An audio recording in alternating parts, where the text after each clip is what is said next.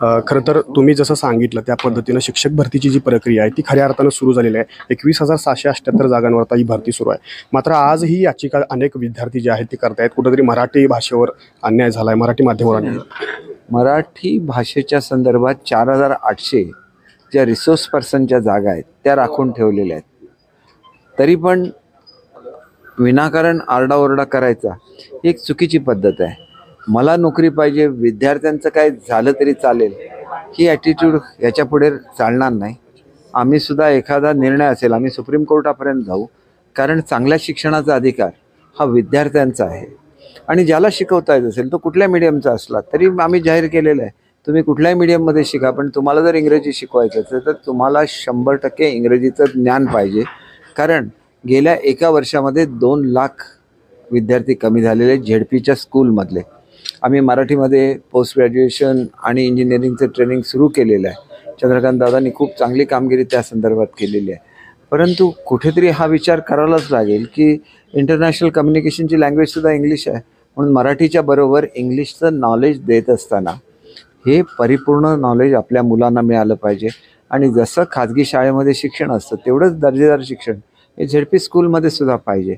आणि म्हणून मला असं वाटतं की जे काय प्रसिद्धी चालली ही चुकीची आहे। माझ्याकडे शिष्टमंडळ आल्यानंतर मी त्या जागा राखीव ठेवल्या, असं असतानासुद्धा अनेक लोक कोर्टामध्ये गेलेली आहेत आणि त्याच्यामुळे तिथं जी काही सरकारची बाजू आहे आम्ही निश्चितपणे मांडू। ज्या काही साधारण व्यक्तीच्या जागा राखून ठेवण्यात आलेल्या आहेत त्या याच टप्प्यात होणार आहेत, याच अभियोग्यता परीक्षेवर होणार आहेत, याच अभियोग्यता परीक्षेमध्ये त्या होणार आहेत। आणि ते झाल्यानंतर आमचं इंग्रजीची संस्था आहे औरंगाबाद म्हणजे संभाजीनगरमध्ये, तर संभाजीनगरला जी संस्था आहे ते संस्था प्रत्येकाची टेस्ट घेईल आणि त्यांना शिकवता आलंच पाहिजे। त्यांची जी व्होकॅब्युलरी असेल तीसुद्धा तेवढी स्ट्रॉंग पाहिजे, कारण प्रत्येक शब्द तुम्ही विचार करून बदलू शकत नाही इंग्रजीमध्ये। इंग्रजीमधला शब्द माहिती असायला लागतो आणि तोंडपाठ असायला लागतो, त्याचं शिकवण्याचं स्किल तेवढ्याच उच्च दर्जाचं असायला लागेल। ते असेल तर तो कुठल्या मीडियममधून आला हा प्रश्न येत नाही, परीक्षा होईल, परीक्षेमध्ये जे पास होतील त्यांना संधी मिळेल। सेमी इंग्रजीच्या ज्या शाळा आहेत त्या शाळांचे प्राधान्यक्रम जे आहे ते मराठी माध्यमाच्या मुलांना आलेले नाहीत, या संदर्भात एक याचिका खंडपीठामध्ये दाखल झाली होती औरंगाबाद खंडपीठामध्ये।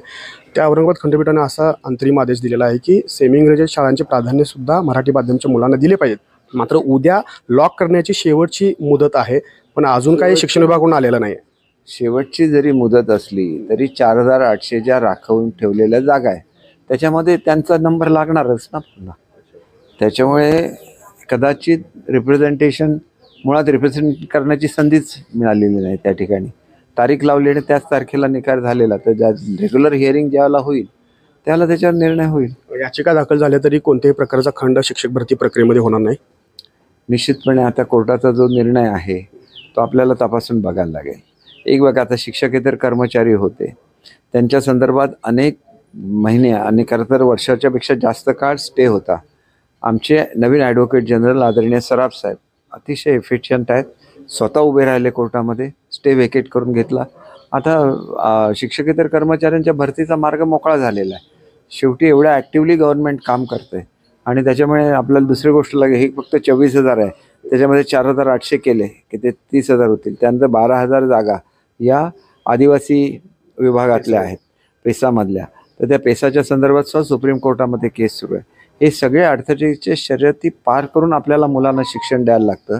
म्हणून त्या संदर्भात मी सांगितलेलं आहे की तुम्ही जे आपण तासिका तत्वावर तरी मुलांना शिकवण्यासाठी शिक्षक घ्या, आणि ते केलं तर तात्पुरती तरी व्यवस्था मुलांची होऊ शकेल। कारण शिक्षण खातं मुलांसाठी आहे, विद्यार्थ्यांसाठी आहे। आणि आता तर ते शिक्षक खातं आहे की काय असं म्हणण्याची पाळी येते की एवढ्या टोकाला शिक्षक मंडळी जातात। शेवटी त्यांनी मुलांच्याबद्दल प्रेम ठेवलं पाहिजे, मुलांना कसं चांगलं शिक्षण मिळेल याच्याबाबत अधिकची काळजी घेतली पाहिजे, आणि तसं झालं तरच आपल्या तरुण पिढीला न्याय मिळू शकतो।